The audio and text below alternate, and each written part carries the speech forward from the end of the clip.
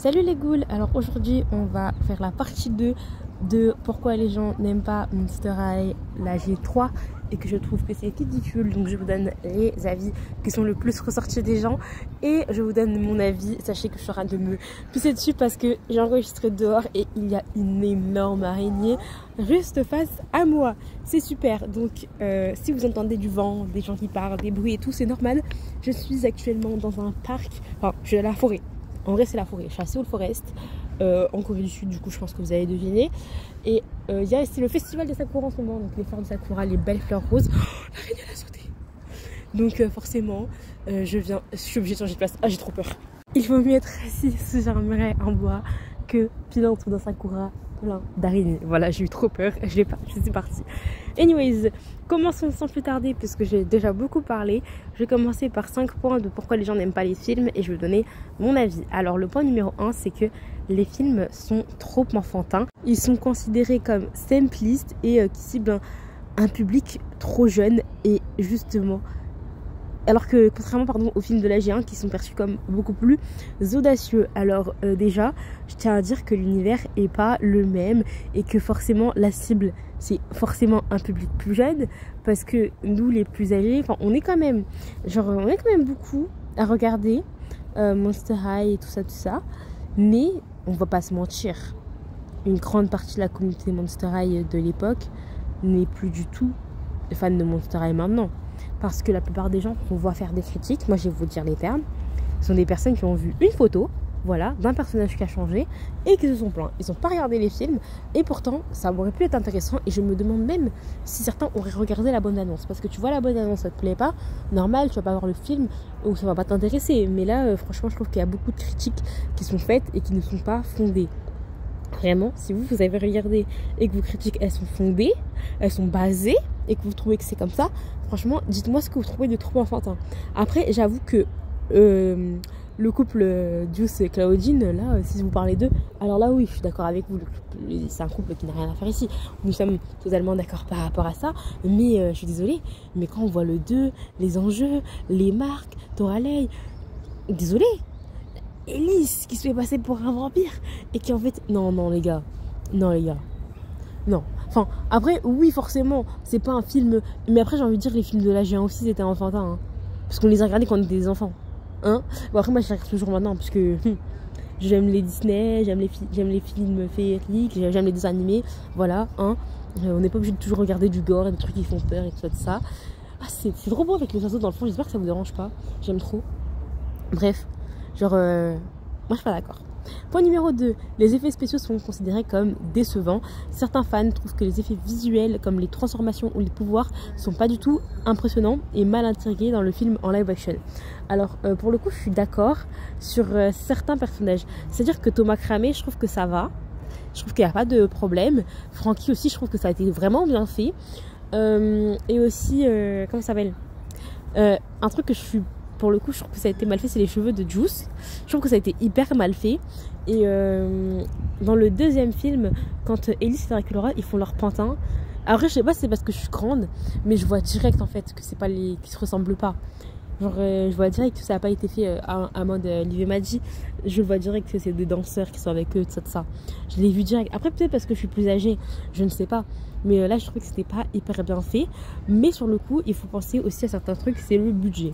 Je vais parler par exemple d'un budget que je connais très bien. Bon là je peux pas vous citer tête, mais le budget qui a été fait pour le live action de One Piece est phénoménal par épisode. Cependant les épisodes ne sont pas à la hauteur du budget administré.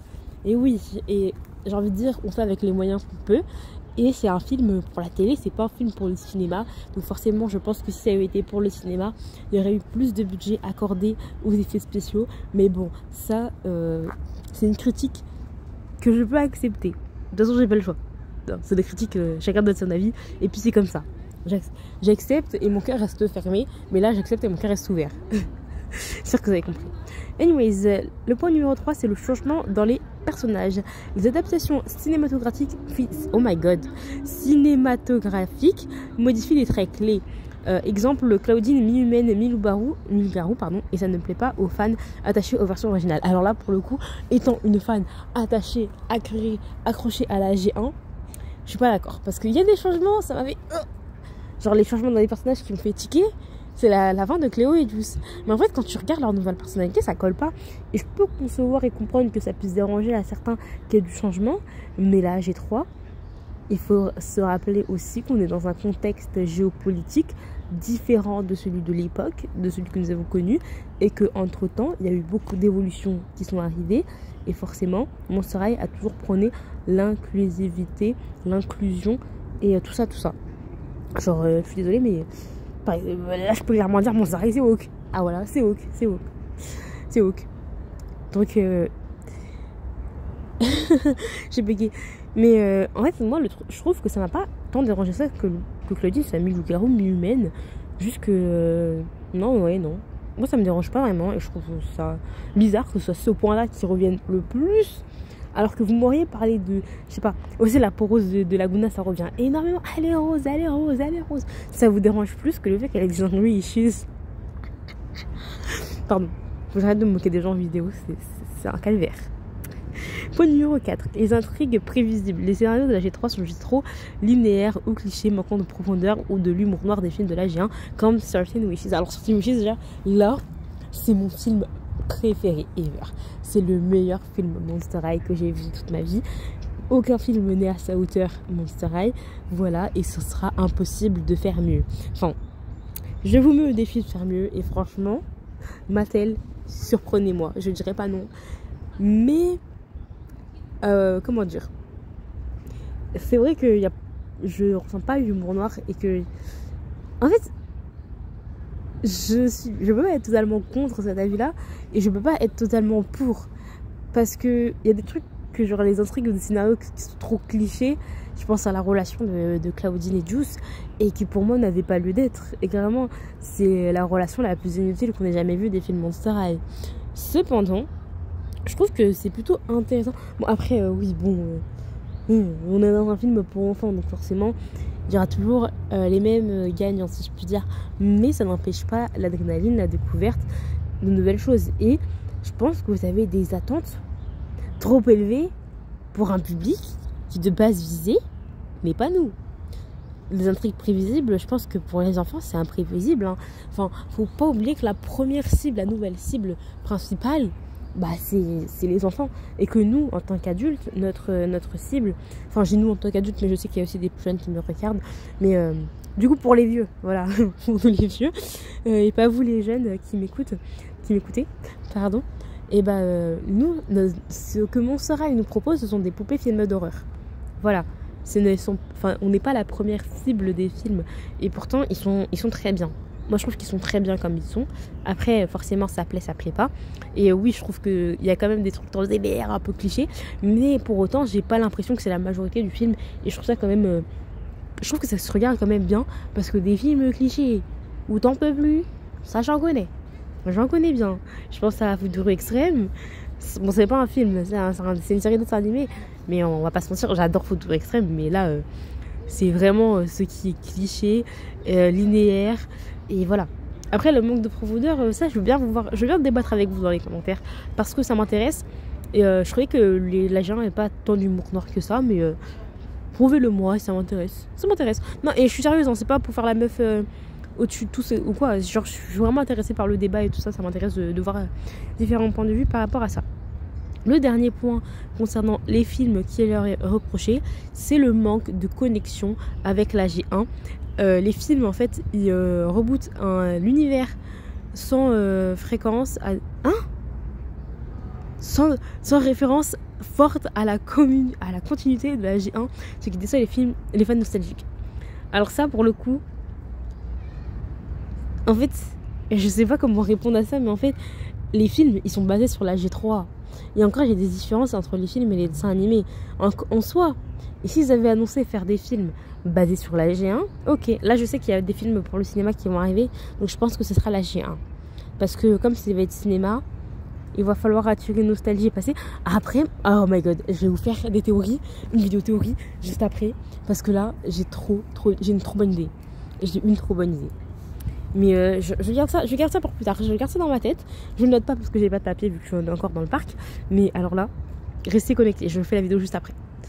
Anyways, on va passer maintenant au point sur le dessin animé de la G3. L'animation, elle est critiquée car le style d'animation 3D de la série G3 est souvent vu comme moins charmant ou moins expressif que les épisodes 2D de la G1. Alors, il faut savoir vivre avec son temps, et on est dans une ère où les enfants d'aujourd'hui sont devant les écrans, pour beaucoup d'entre eux, bien trop tôt. C'est-à-dire que la plupart d'entre eux, ils ont l'habitude à ce que ce soit dynamique, à ce que ça bouge, à ce qu'il y ait un truc. Ils ont toujours un truc à voir. Je vous invite à aller voir les chaînes comme CoComelon. Il y en a une autre qui est pire que ça, c'est vraiment horrible à regarder. J'ai pas le nom en tête, donc je vous le dirai pas, parce que je me souviens pas.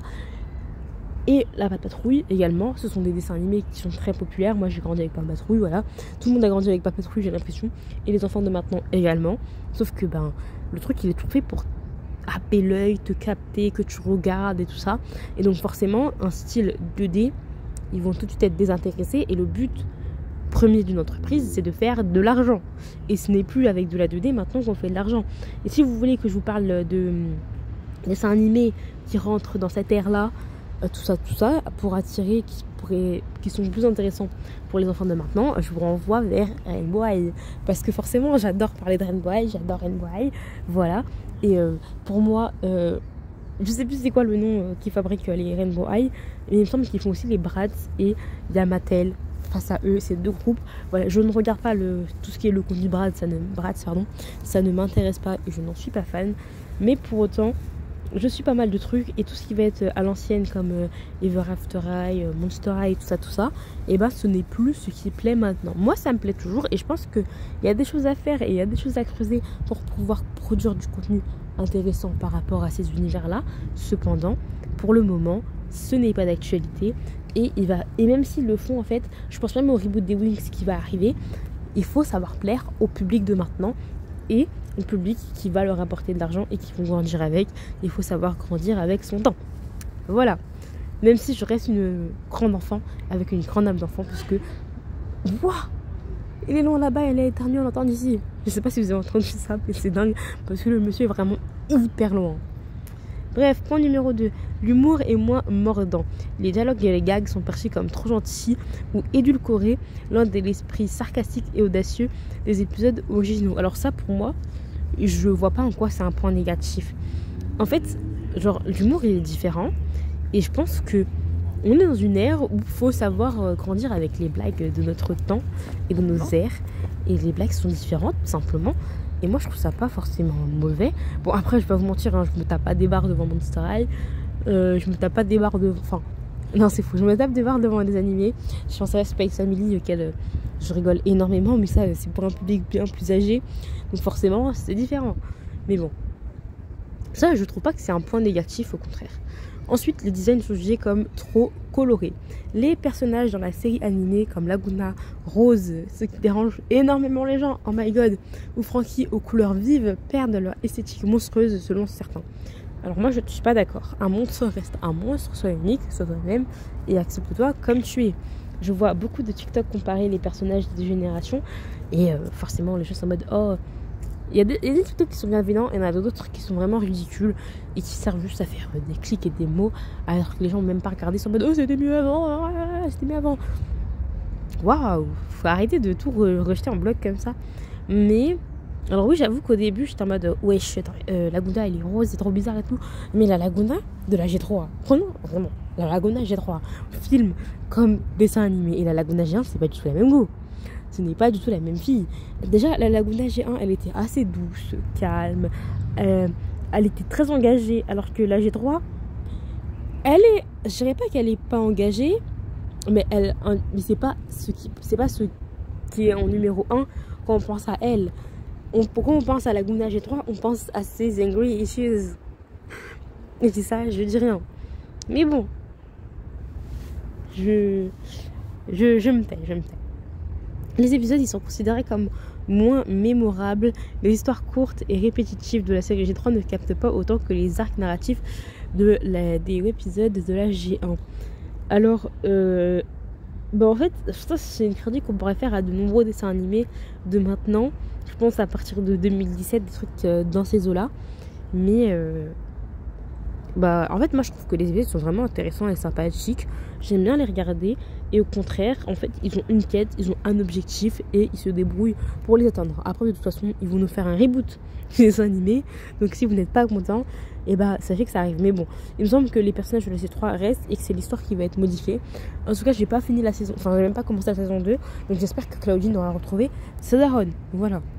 Je ne sais pas ce qui s'est passé, mais en tout cas, si on veut tout nous enlever, autant finir l'histoire correctement, un minimum, s'il vous plaît. J'espère qu'ils l'ont fait, puisque bon, de Mattel qui ne finissent pas leur travail, ça ne m'étonnerait pas en termes de dessin animé. Ils l'ont fait plusieurs fois, donc bon, je serais déçue, mais pas surprise. Mais bon, après, est-ce que ça va m'empêcher d'acheter Mattel? Non, pas du tout, j'adore. Enfin, le dernier point sur les dessins animés, c'est que c'est moins focus sur l'amitié. La dynamique de groupe central de la G1 semble diluée au profit des messages individuels plus génériques. Alors là, je suis pas d'accord. Parce qu'on a toujours, dans la G1, on avait notre groupe d'amis, Claudine, Laguna, Draculaura, Cléo, Goulia, j'ai oublié personne, Francky, j'ai dit, et Abby, qui vient se rejoindre dans certains moments, mais qui n'est pas autant présente que les autres personnages que j'ai pu citer. Autant dans la G3, là on a toujours ce bloc d'amis avec Thomas, Juice, enfin c'est pas le même bloc d'amis mais ça reste quand même le bloc d'amis, Thomas, Juice, Francky, oui, Draculaura, Claudine, ça c'est le bloc de base, et à ça on vient rajouter Cléo et Laguna de temps en temps dans certains épisodes ou dans certains moments des films. Alors je trouve que c'est pas moins focus sur l'amitié et qu'on ressent toujours le point sur l'amitié. Et que parfois il faut savoir aussi apprendre à se développer soi-même avant de se développer en groupe. Et je pense que la G3 fait une bonne dynamique en partageant les deux, autant les films que la série. Je pense particulièrement au deuxième film avec l'élection, tout ce qui va se passer entre Draculaura et Claudine, leur petite issue, tout ça, je vous invite à aller voir. Et on va terminer cette vidéo avec 5 points communs au film, au dessin animé. Donc la perte d'identité gothique, j'en ai parlé dans la vidéo de la dernière fois. Voilà, donc je vais pas revenir dessus. Mais vous avez de toute façon, regardez la partie 1 pour comprendre mon avis dessus. Le changement des personnages controversés, j'en ai reparlé tout à l'heure. Donc pas besoin de refaire un patin dessus. Sachant que j'en ai beaucoup parlé. La sensation de reboot trop commercial. Je trouve ça comme ils sont perdus en fait des produits visant à élargir le public au détriment de ce qui rendait la franchise spéciale. Ça je suis pas d'accord parce que encore une fois on a tout autant en fait je suis d'accord et je suis pas d'accord parce que le but justement c'est d'être commercial et le but pour Mattel c'est de vendre des poupées, c'est de vendre des jouets et ils arrivent à le faire en vendant des produits qui plaisent aux fans de la G1 avec les Crème Production, avec les films d'horreur, avec les poupées collection pour adultes, les poupées collector qui sortent et qui sont vraiment magnifiques et qui reprennent les codes de la G1 et ils arrivent aussi à plaire aux fans de la G3 avec certaines poupées collector qui viennent de la G3 pour les fans, pour les gens qui sont fan club Monster High. Voilà, moi je suis pas dans le fan club parce que j'habite en Asie, les frais de voix et tout ça, ça va être exorbitant, d'autant plus que là avec la politique actuelle du pays, enfin du monde face aux États-Unis, je pense que je préfère économiser mes frais de port sur mes envois que d'être taxé à 50% de plus. Je pense que ça ira pour moi. Voilà. Ensuite, le manque de profondeur dans les thèmes. Les deux formats explorent moins les sujets comme l'acceptation ou les différences avec la nuance de l'originalité de la G1. J'avoue que le message sur les différences est moins posé, mais c'est pas pour autant qu'il n'y a pas, qu'on ne le voit pas. C'est pas parce qu'ils sont pas en train d'en parler toutes les 2 minutes que c'est pas présent. S'il vous plaît. Draculaura fait de la sorcellerie, Twilight, elle est autiste. Je pense à Twilight puisque c'est mon personnage préféré de la G3, donc forcément c'est la première qui me vient en tête.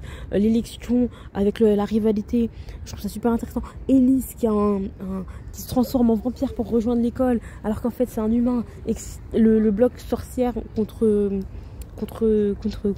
les vampires et tout ça. Donc ça fait qu'il y en a dans le monde qui savent que les monstres existent. Je parle pour les films. Dans les dessins animés, bon j'ai pas tout vu, mais je suis désolée, Juice il a 2 mamans. Genre, est-ce que vous voyez beaucoup de personnages dans les séries avoir 2 mamans ou 2 papas? Je pense pas, non. Donc, en fait, je pense que le message est toujours là, juste que la façon de le montrer et de l'apporter aux yeux du public est différent, et c'est ça qui plaît moins. Ensuite, la nostalgie non comblée, franchement, on n'est pas là pour parler de la G1, mais pour parler d'une nouveauté. Donc, si vous êtes nostalgique, vous allez regarder les anciens films et vous allez regarder les anciens épisodes de la web série qui était sur YouTube. Voilà. Franchement, voilà. Cassez pas la tête. Sachant que d'autant plus que je trouve que vous abusez parce que si vous suivez mon story sur les réseaux sociaux, il y a plein de trucs qui est fait par rapport à la G1 et je trouve ça vraiment ridicule et vraiment décevant. Bref, c'en est fini pour moi. Je me suis beaucoup embrouillé les pinceaux, mais c'était quand même assez clair dans son ensemble. J'espère que cette petite vidéo vous aura plu. Si c'est le cas, n'hésitez pas à la liker, à la partager et à la commenter si vous avez des choses à dire, parce que je laisserai les commentaires activés sur cette vidéo. Sur ce, je vous retrouve très bientôt pour une prochaine vidéo et n'hésitez pas à me partager votre avis, ça m'intéresse beaucoup. Bye bye les ghouls. J'ai pas coupé la vidéo.